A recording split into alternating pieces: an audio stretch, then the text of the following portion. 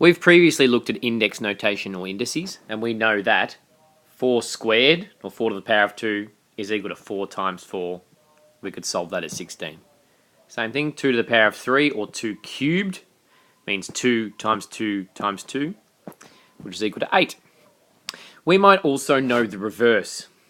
So what is the reverse, or the inverse, as it's sometimes referred to as? Inverse of squaring. What's the inverse of squaring? It is the square root. What is the inverse of cubing, or to the power of 3? Is the cube root. And vice versa. So let's use the original 16 and find the square root. We know that's the square root symbol of 16. Means what number by itself is equal to 16? And that's 4. The cube root symbol looks a little differently. So it is the same symbol, but there is a 3 right near that little, or just on top of that little V or that little tick. So the cube root of 8, what number multiplied by itself 3 times, well, the cube root is equal to 8, so that's 2, because it's 2 times 2 times 2, as we wrote above. So the square root and the square are actually related, and you can actually write the square root in an index or indice form. So we had the 2 up here to the power of 2. Let's actually write that 2 as a fraction. That would be equal to 2 over 1. So to find the inverse, what you need to do is just flip that fraction over. So in finding the inverse of squaring was the square root, but you can also do it by just doing the inverse power. So it means flipping the numerator and the denominator. So with this one, the square root of 16 is also 16 to the power of a half. Same with our cube before. Our cube, written as a fraction, is 3 over 1. Let's find the inverse, so flip the numerator and denominator around. That's going to give us a third. So the cube root of 8 can also be written as 8 to the power of a third. Just as a side note, it may also be worth knowing that the square root of 16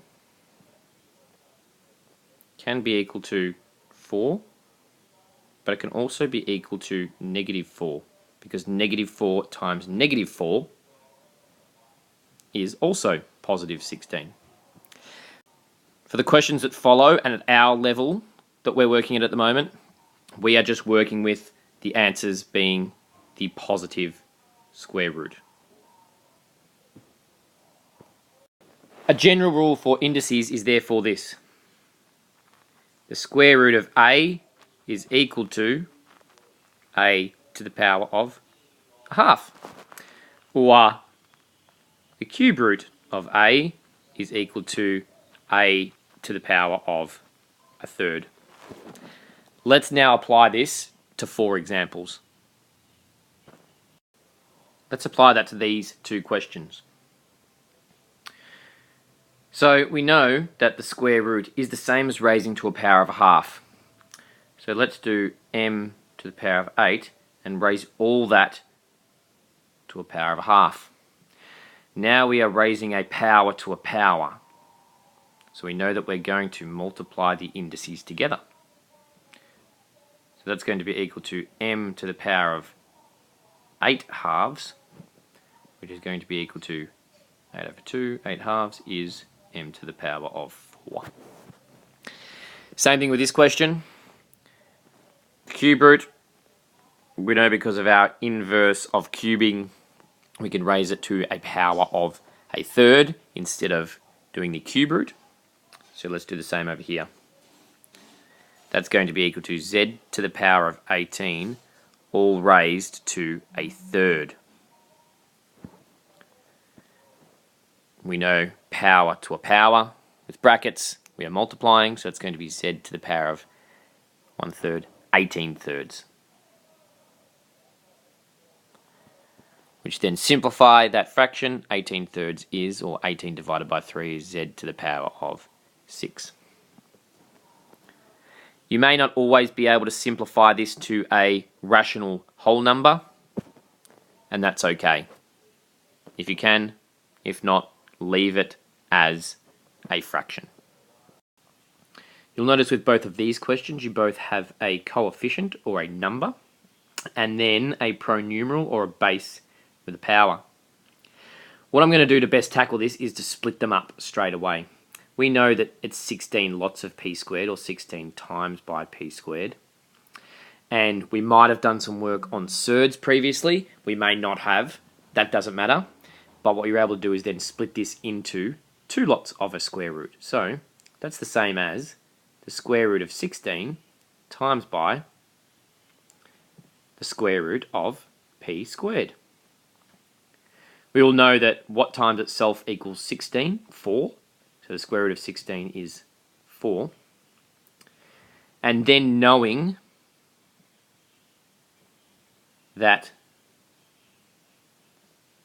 a square root symbol is also the same as raising to the power of a half, then let's raise p squared in brackets to the power of a half. We know from previous index laws that when we're raising a power to a power,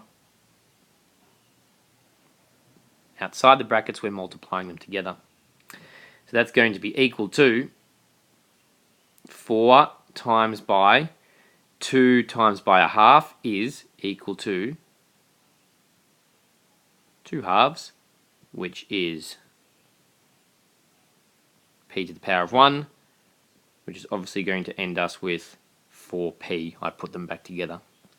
You may not have needed this line of working out, that's perfectly fine, but highly encourage you to use the first couple. Final question, let's do the same. So let's break up the coefficient and the base with the power. So it's going to be the cube root of 8 times by the cube root of j to the power of 6. The cube root of 8, so what times itself 3 times is equal to 8. So 2 times 2 times 2 is equal to 8. So the cube root of 8 is 2. Times by, now changing our cube root, knowing that a cube root is the equivalent of raising to the power of a third. And that is by the inverse of cubing. Now same thing as we did before. We'll know that'll stick as 2. We'll multiply the powers together, learning a previous index law. So 6 times by a third is j to the power of 6 thirds. So that's going to be equal to 2 times by j to the power of 2, which is going to give us 2j squared as our answer.